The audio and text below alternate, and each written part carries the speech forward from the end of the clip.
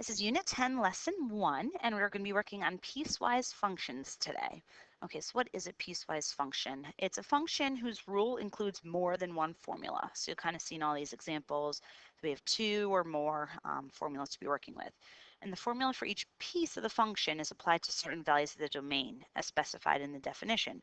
So what that's saying is you're graphing like two or more functions for just a given part of the graph. Okay, so if we're drawing a line, it's not going to be a continuous line that approaches positive and negative infinity. It's just going to be more of a ray potentially, or a line segment. We're just graphing part of it.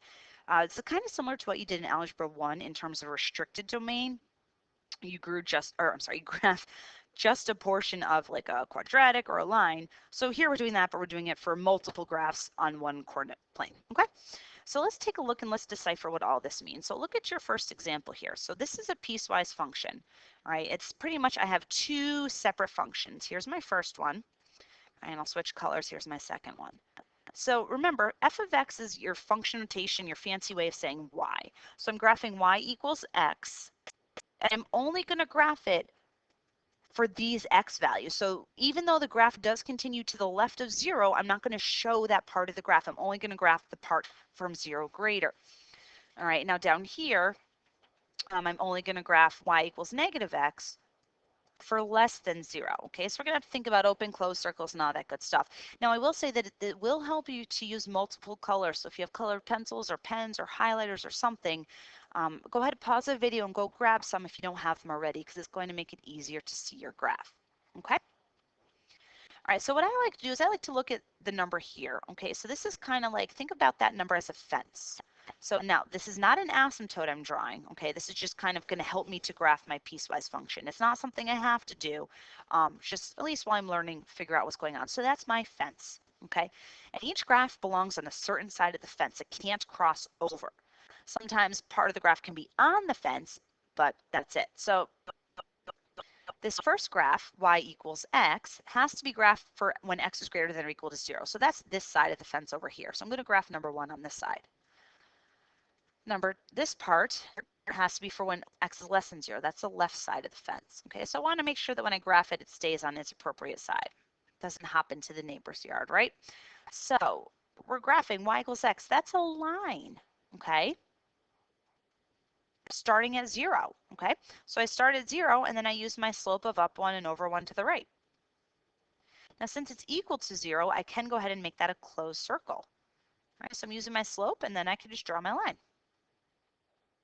Using a straight edge, right? Yay. Now, since it's open-ended, meaning it's just greater than or equal to 0, I'm going to have an arrow there because it's continuing on. Okay, now the left side does not include 0, so at 0 I need an open circle. Now, when you have 2 points that kind of, they share there, I need to use a different color, okay? You don't have to, but it makes it easier to see. So then up, it's a negative slope, so I'm going up one to the left, okay, going in the other direction. So guys, really what this is it's an absolute value graph. An absolute value graph is essentially a piecewise function. Okay, you have the absolute value of x when it's a positive, and the absolute value of a negative x is still a positive, so it's a piecewise. Right, so that's that right there. All right, let's take a look at our next example. Okay, so I have a break here at 1. So I'm going to go ahead and draw it at 1, my fence. All right, once again, you don't have to do this. And there are going to be some examples where we're kind of breaking the rule where we straddle the fence, and you'll see that in the next one, and you'll see why. All right, so when I'm looking, this first one is a line for when x is less than or equal to 1. So this one is going on this side of the graph.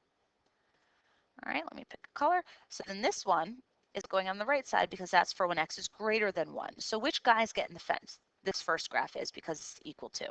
Okay, so I'm going to be graphing on that, and it's a line where of negative x plus 1. So what you can do if you're like, I don't know where to start, substitute 1 in and do the math to figure out that first point, and then from there you can use the slope. You can totally graph it like you normally would by starting on your y-intercept and then just going until you hit the fence and go back. Okay, so either way you do is fine. But if I substitute 1 in, I get negative 1 plus 1, so that points at 1, 0. And then from there I can use my slope. So I'm just finding another point to start at as opposed to my y-intercept. Either way is fine. Right, but I'm going up 1 and 1 to the left because it's a negative slope. And then it's ongoing. Oh, sorry, my line is off. But there's that part-ish of the graph. Right now over here, I'm starting at x is greater than 1, okay? So what we've got to be careful about here, and there's a couple different ways we can handle this. Think of a parabola. This is telling me to start down here at -1. So I would go down 1, but I can't put the actual dot because that's the wrong side of the fence. So let's use our pattern until we get to a place where we can actually show the graph. So remember, our pattern is up 1, 1 to the right, up 3, 1 to the right, up 5, 1 to the right. That was our quadratic pattern that we learned to graph with. So if I go up 1 and 1 to the right, here's the fence. So at that point, I could draw an open circle because I'm going to be continuing on from there. Okay, and then up 3 over 1, up 5 over 1. And I swear that's a curve. Okay.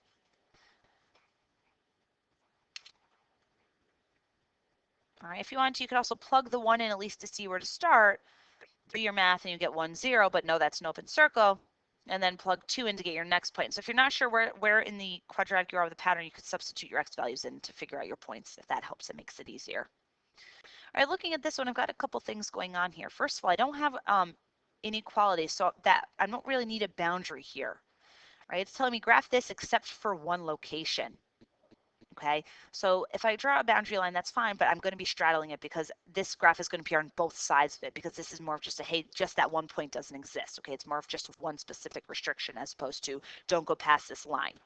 All right, now let's take a look at the second one. This is saying y equals 2. Think back to your Algebra 1 days, that's going to be a horizontal line. All right, every point on that line has a y value of 2. However, this is saying you're just going to graph one point. You're literally going to graph the point 0, 2. So let's put a dot there. And then when I go ahead and I graph my absolute value of x, it's going to be like normal, except it does not exist at 0. So at that location, I'm going to draw an open circle. That's open, I swear. And then I can go ahead and draw my absolute value to the right and to the left. Up 1 and over 1. And once again, I know my circle doesn't look open. It is, I promise. Open. And if you're ever drawing, you're like, hey, it doesn't look like it, try again, or you can tell me it's open like that.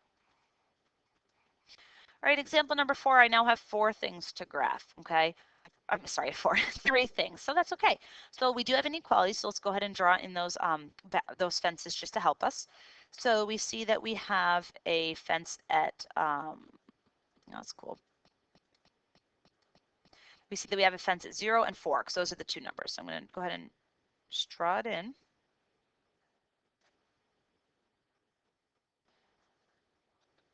Remember, you don't have to have these, but if it helps you, go ahead.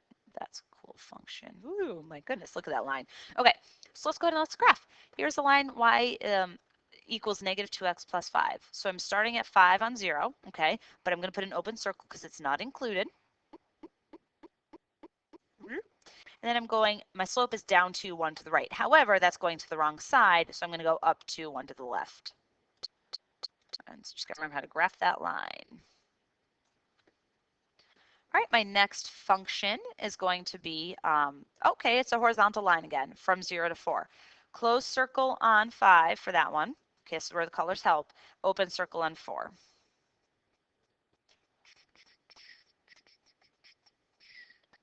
Okay, and then here's a square roof. Remember back in the day from doing those. All right, so to graph it, I go to the right 4 and up 1. So if you're like, oh, I don't remember how to do that, make sure you review your transformation notes. To the right 4, up 1, and it is an equal to, so that will be a closed circle as opposed to open. And then from there we go up 1 and over 1, up 1 and over 3, okay?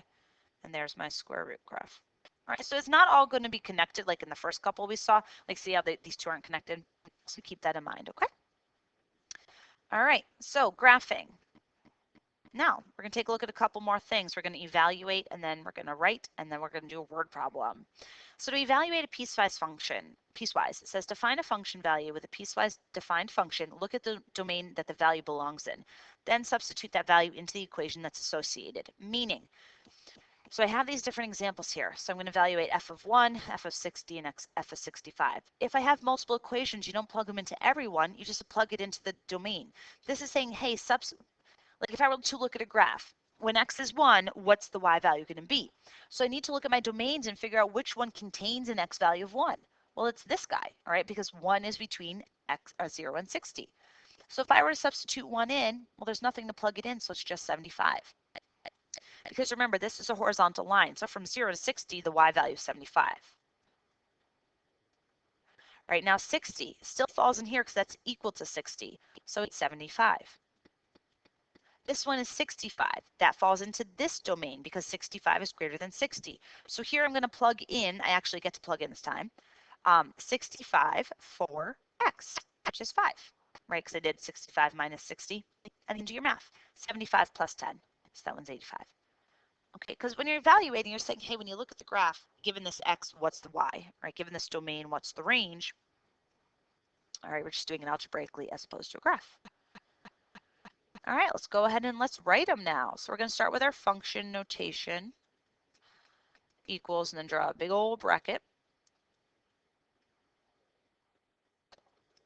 Probably the best bracket I've drawn in a while, if I do say so myself. All right, let's figure out how many chunks to the graph we have. So this is one function, right?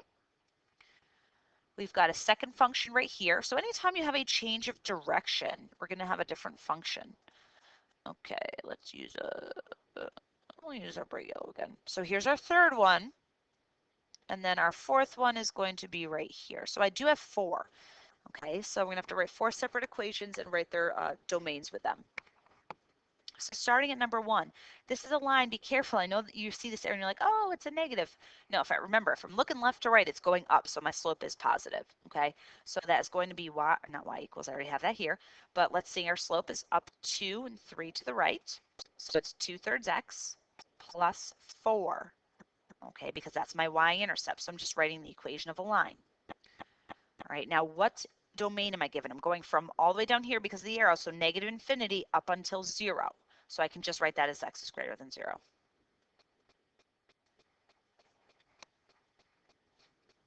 right, my next one in red, I'm just looking at this little horizontal line. So since it's horizontal, I just write down my y value, which is 2. All right, and from where to where? From 0 to 1. 0 is included, so I do an equal to, less than 1. All right, my mustard color. Okay, so this is a line. It's just a really small chunk of the line, so we still got to think about our slope, which is down 1, 1 to the right. So I have a negative x. And if I were to extend this, what would my y-intercept be? It would hit right here at 3. All right, between which two x values? I'm going from 1 to 2, open circle on 1, close circle on 2.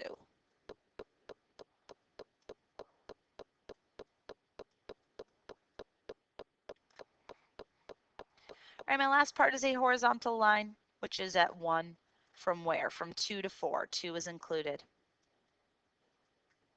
4 is not. All right, so you're just writing a little equation for each and writing out the x values that appear for that part of the function.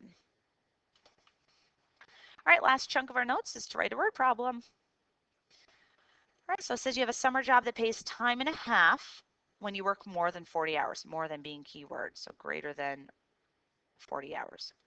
Your hourly rate is $7. Okay, so time and a half is saying that when you work like 41 hours, that extra hour, you get 7 times 1.5. So it's $10.50. Okay, so you get extra pay for going overtime. All right, so let's write it piecewise. So f of x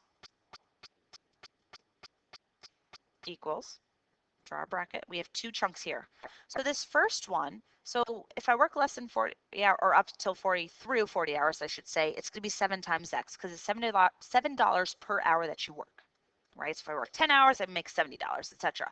And that's going to be for when x is between 0 and 40. You don't need an equal to next to 0. I mean, if you have one, it's fine. We don't need it because if you work 0 hours, you're getting $0, so it's really irrelevant. All right, now this next part, now we got to think about greater than 40. Okay, what's our rule going to be? Well, how am I going to show how much I'm making? Well, I'm making $7 for those first 40 hours, so 7 times x, so that would be 7 times 40 if I were to, evaluate. So I need to include that first chunk I make, plus the 1050 times what? Okay, well, if I'm working 40 hours, if I'm working 41 hours, how many of those hours are at the $10.50? Not all 41, only one of them. If I'm working 42 hours, I get $7 for the first 40 hours I work and then $2 for those extra 2 hours. So I'm going to show this by X minus 40 because this total number of hours I worked minus the 40 that I've already paid for. You can't double dip and get both. So that's my piecewise function. So now to evaluate it, it says evaluate for if I'm earning 46 hours. Sorry, if I'm working 46 hours. So that's going to fall into this domain. So I'm going to plug it in here. Okay. So I'm doing 7 times 46 plus 10.5 times 6. Okay. That 6 came from doing the 46 minus 40. I just didn't write the whole thing out. Okay. And if we do that math, we get 7 times 46 is 322. 10.5 times 6, 63. So if that week that you worked 46 hours, you got $385. You earned that. All right? And those are our notes. Make sure you do the practice. Adios.